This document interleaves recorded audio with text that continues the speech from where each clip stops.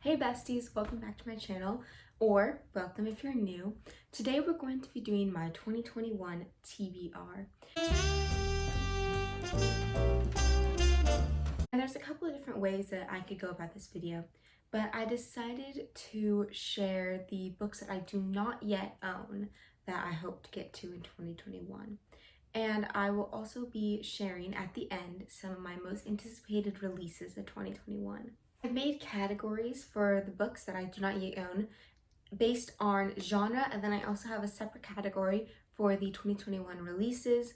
So I will try to do like that bar thing, like at the bottom that YouTube I think has.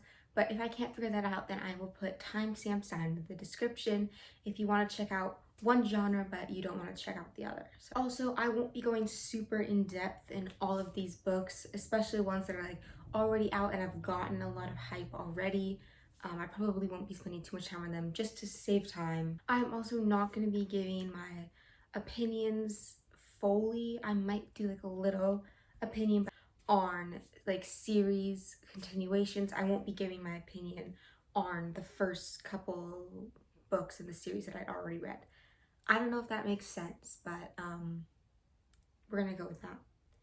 And obviously this is not my entire TBR. If I did my like entire TBR and like want to read, that would take absolutely forever, and nobody wants to sit through that. I mean, I don't know, maybe you do. Let me know. I doubt you would though. Yeah, these are, I just narrowed down in each of the genres to like my most anticipated books that I really want to read. So let's get into it. So our first category of books is sequels or continuation of series. And the first one that I want to talk about is The Lady's Guide to Petticoats and Piracy by Mackenzie Lee. So this book is the sequel to The Gentleman's Guide to Vice and Virtue, also by Mackenzie Lee, and it follows Henry Montague as he sets off in the 1700s on his grand tour of England, which is kind of like your last hurrah before he is expected to return home to England and take over his father's estate. Basically his worst nightmare. So he's determined to spend his grand tour being the young scoundrel that he is and flirting with his best friend and secret crush Percy when things go horribly awry and it turns into a manhunt across 18th century Europe. So then the sequel to this is The Lady's Guide to Petticoats and Piracy, and it follows Monty's sister Felicity, who we also saw in The Gentleman's Guide to Vice and Virtue, as she is determined to enroll herself in medical school, even though it is highly improper of her to do so. The next continuation that I would like to talk about is The Queen of Nothing by Holly Black. And this is the final installment in the Folk of Air trilogy, or more commonly known as the Cruel Prince series. And this series follows Jude, a human who is raised in this world of these cruel fairies, as she is striving to get the power and respect that she has always longed for from these cruel fairies who have made her life basically a living hell. And you know, I thought The Cruel Prince was pretty good. It was okay. I thought the second one, The Wicked King, was really good. Like, I gave it 5 stars. So I'm hoping The Queen of Nothing continues that upward trajectory. And going along with that, I would also like to get to How the King of Elfame Learned to Hate Stories, also by Holly Black. And this is a collection of short stories, I think, but it is from Cardan, the Cruel Prince's perspective. And I think it delves into some of his childhood, and also I think it has some events from the trilogy told in his perspective. And even though Cardan is kind of an asshole in the first book, not kind of, he was a major asshole in the first book, but he's kind of started to grow on me since the second book. So I feel like this will probably make me even more empathetic towards him, which I don't know if it's a good thing, but there we have it. Next up is The Silvered Serpents by Roshni Chokshi. And this is the sequel to The Gilded Wolves, which I listened to an audiobook recently this year. I do want to get it in physical form and reread it, but that's a story for another time. And this book is set in a magical 1889 France, where a young treasure hunter and hotel owner, Severin, is offered a bargain he can't resist to hunt down this artifact in order to get back his true inheritance. And to do this, he enlists a diverse set of characters and all his friends, including an engineer with a debt to pay, a historian banished from his home, a dancer with a sinister past, and a brother in arms, if not in blood. Now, this may sound like Six of Crows to you, but I can promise you the plot heist and diverse set of characters is where the similarities between these books begin and end. That's literally it. It is very different from Six of Crows, and everybody compares it to Six of Crows, and I really don't think you can.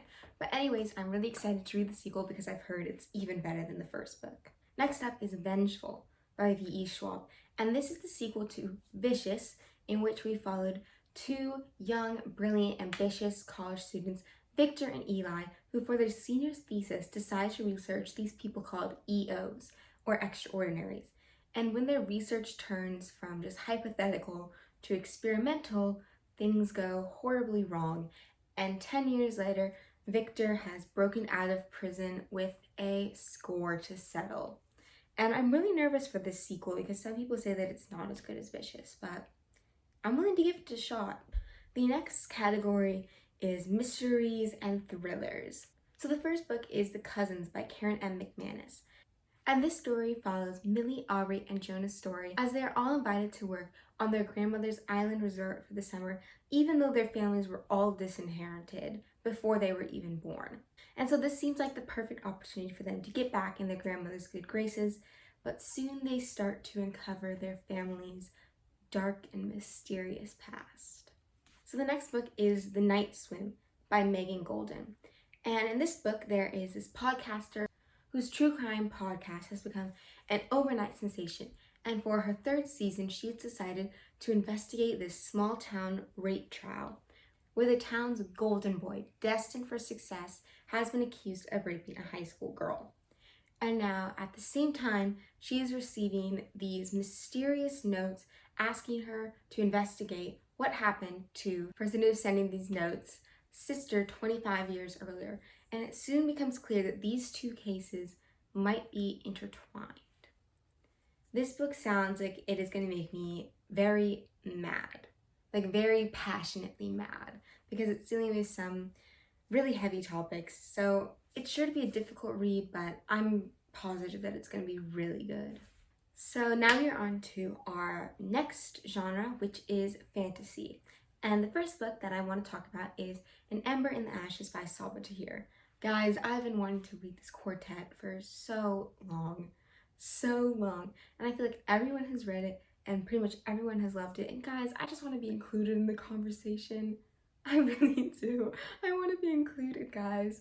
So this quartet is set in this brutal world based off of ancient Rome, and it follows Leia, who has agreed to become a spy for this revolutionary group within the Empire's greatest military academy, and Elias, who is this academy's fiercest soldier, but secretly their most unwilling. Next up is These Violent Delights by Chloe Gong. And this book is a Romeo and Juliet retelling set in 1920s Shanghai, which already has me just itching to get my hands on this book. But on top of that, there's this mysterious contagion going around, causing people to go mad. And now these rivaling gangs are forced to come together before there isn't a city left for either one of them to rule. Next up is Kingdom of the Wicked by Carrie Maniscalco. Now, as soon as I heard that there was a hot, brooding demon prince of hell named Wraith, I was hooked. I didn't even need to hear the rest of the plot. But for those of you who do need more information than a hot, brooding prince of hell, basically it's about this girl named Amelia who's a witch, and when she finds her brutally murdered body of her twin sister Victoria, she teams up with said hot demon prince of hell to try to find her sister's killer and get vengeance. Next up is This Is How You Lose the Time War by Amar El-Mutar and Max Gladstone. And this book is about this correspondence between these two rival time-traveling agents who are both working for opposite sides in this huge time war. And this correspondence, which is kind of just like a taunting battlefield thing. I don't really know. It soon turns into something a little more romantic. And I normally absolutely despise time travel books because I'm just not smart enough for that shit. I really just can't comprehend it most of the time. But this one sounds kind of intriguing, and I've heard a lot of great things about it. So there's that. Next genre is romance. And first up is The Cuban Girl's Guide to Tea and Tomorrow by Laura Taylor Namey. When Lila's parents become concerned for her mental health, they send her out to some family friends in Winchester, England for 3 months. Honestly, a dream, but apparently to Lila, this is a nightmare. Until she meets this tea shop clerk named Orion, who is determined to snap her out of her funk and act as her personal tour guide. Next is One Day in December by Josie Silver. And in this book, this girl, Laura, sees this man through a fogged up bus window one day in December, get it? And decides that he is the one for her. Highly realistic, I know. And then a year later, she is reintroduced to him at a Christmas party as her best friend's boyfriend. So then this book follows 10 years of friendship, heartbreak, missed opportunities, and fate. Sounds really intriguing. I just want to know what happens. So, guys, I honest to God can't believe this. I was literally 2 books away from finishing, and then my phone just blacked out on me and wiped all of my footage.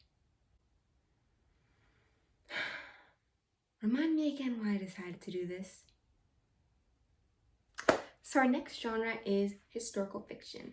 And the first book that I want to mention is Rebel Spy by Veronica Rossi. It's 7076, and when rebellious Franny Tasker gets an opportunity to escape her home in the Grand Bahama Island and her brutal stepfather, she takes it. She assumes the identity of Miss Emmeline Coates and sails off to New York, where she is quickly thrown into the world of spying on British officers and passing that information along to George Washington's Culper spy ring. And I should mention that this is based on a true story, so highly intriguing. Next up is Lovely War by Julie Berry. And in this book, the Greek goddess Aphrodite unfolds a story of these 2 romances taking place during World War I. One between Hazel, a talented pianist, and James, a newly minted soldier who has dreams of being an architect but is shipped off to the killing fields, and one between Aubrey, an African-American soldier who is also being shipped off to the trenches, and Colette, a Belgian chanteuse. Next genre section is contemporary, and the first book that I want to mention is Felix Ever After by Case and Calendar. And this book follows Felix Love, who is a black, queer, trans boy who becomes the target of some transphobic bullying at school, and so in return he hatches a plan to get revenge, but what he doesn't expect is for this plan to land him in a quasi-love triangle. I already know, guys, this book is going to make me cry. I'm calling it right here and right now. Next up is Radio Silence by Alice Oseman, and I've been really wanting to get into some Alice Oseman books because I absolutely adore her graphic novel Heartstopper, and I thought this one would be a good little introductory to her novel works. The book follows Frances, who has been an academic overachiever and tryhard her whole life, relatable, and then she meets Aled, and for once in her life, she is unafraid to be herself and confront her past. Next up is The House on the Cerulean Sea by T.J. Klune. And this book takes place in this world where these magical children are feared and sent to live in these government-sanctioned orphanages. And we follow Linus, who is a caseworker at the department in charge of magical children. And one day he's sent to this island orphanage where supposedly the most dangerous children reside. But as he grows closer to the caretaker and the children, secrets are uncovered, and Linus must soon make a decision that is seemingly impossible. And guys, this book's gonna make me cry. There's no question about it. It's gonna make there will be some tears. There will be some tears. I can promise you that. The next genre category I want to talk about is classics. And the first one up in this category is The Secret History by Donna Tartt. And this book is a very polarizing one. People either love it or absolutely hate it, and I want to see what side I'm going to fall on. So this follows a group of elite and clever students in this New England college who, under the influence of a highly charismatic classics professor, begin to slip from obsession to corruption to betrayal and finally to evil. And guys, the dark academia, the morally gray, most likely dark gray characters, I'm here for it. Next goal for 2021 is to read all of Jane Austen's books, except for Pride and Prejudice because I have already read that one. So this would include Persuasion, Emma, Sense and Sensibility, Mansfield Park, and Northanger Abbey. And don't ask me why I need to do this. I just woke up one day and was like, you know what would be a good idea for 2021? Reading all of Jane Austen's books. And you know what? I'm a girl of my word. I'm gonna do it. The next up is a little bit of a gothic psychological thriller. I don't know, but it's a classic. It's classic and it's gothic. There. And this is Rebecca by Daphne du Maurier. I don't know how to say that. But basically, it follows our nameless narrator who becomes the second wife to this extremely wealthy man, Maxim de Winter. And she quickly begins to realize that she will never be able to compete with Maxim's previous wife, Rebecca. And she becomes low-key obsessed with her. And now we are on to our anticipated releases portion of this video.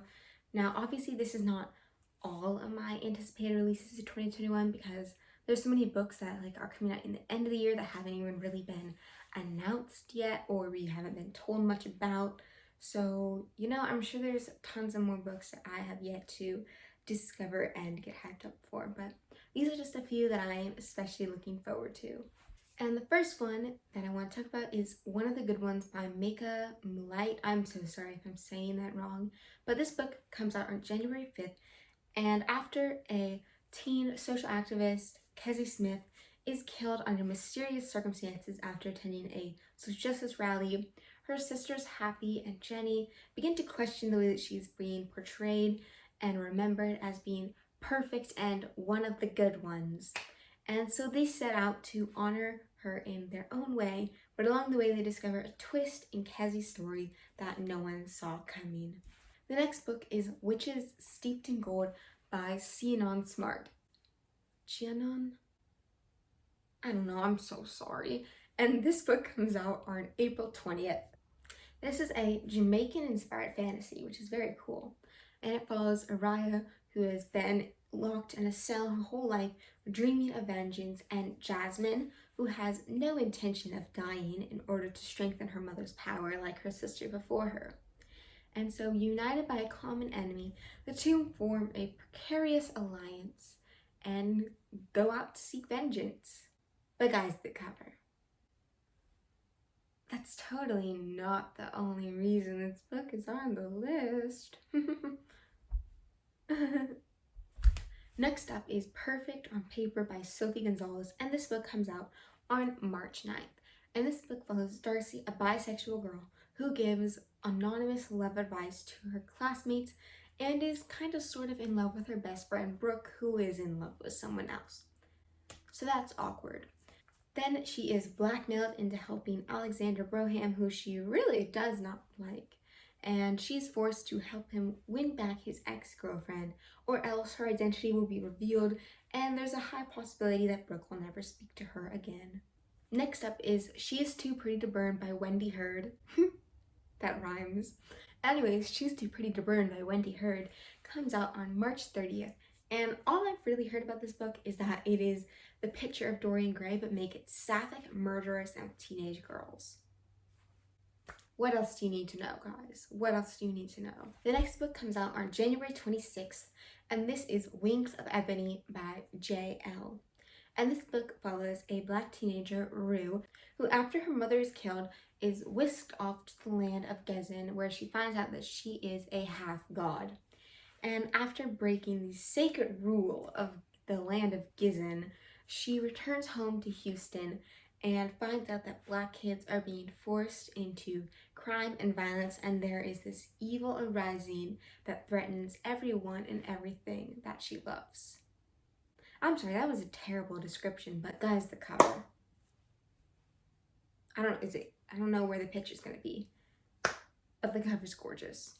And it has a cool title. Sorry about it. The next book is Last Night at the Telegraph Club by Melinda Lowe, and this book comes out on January 19th. So this book takes place in 1954 Chinatown during the Red Scare paranoia, so it is especially dangerous for Chinese American Lily Hugh and Kathleen Miller to fall in love. And I don't know much else about this book, but it sounds gorgeous. Next up is one that I know a lot of people are excited for, and this is Concrete Rose by Angie Thomas, and this book comes out on January 12th. This is the prequel to Angie Thomas's The Hate You Give, which, if you haven't read it yet, what are you waiting for? Honestly, come on guys, come on. And this book stars father Maverick Carter as a 17-year-old who supports his family in the only way he knows how as the son of a former gang legend, and that way is selling drugs through the King Wards. But when he finds out that his girlfriend is pregnant and she has their son, 7, the stakes get raised even higher for Maverick. And guys, I'm so excited for this book. I can't even express, because I absolutely love The Hate You Give, and I also really enjoyed Angie Thomas's other book On the Come Up. So there's that. The next one is One Last Stop by Casey McQuiston, and this book comes out on June 1st. Guys, this is possibly my most anticipated book for 2021 because I love Red, White, and Royal Blue by Casey McQuiston. It is one of my favorite books of all time, and I honestly can't wait. Now, this book follows a cynical 23-year-old August who one day on the subway sees this gorgeous girl named Jane. Soon though, she discovers a slight problem. Jane doesn't only look like a 1970s punk rocker, she is literally from the 1970s and has somehow been displaced in time. Can I just talk about the cover for a sec? The color scheme? Girl, it's so gorgeous. Anyways, I refuse to believe that I will be living until this book comes out. 6 months? That is too long. That is too long. And that is it for my 2021 TBR. I hope you enjoyed this video.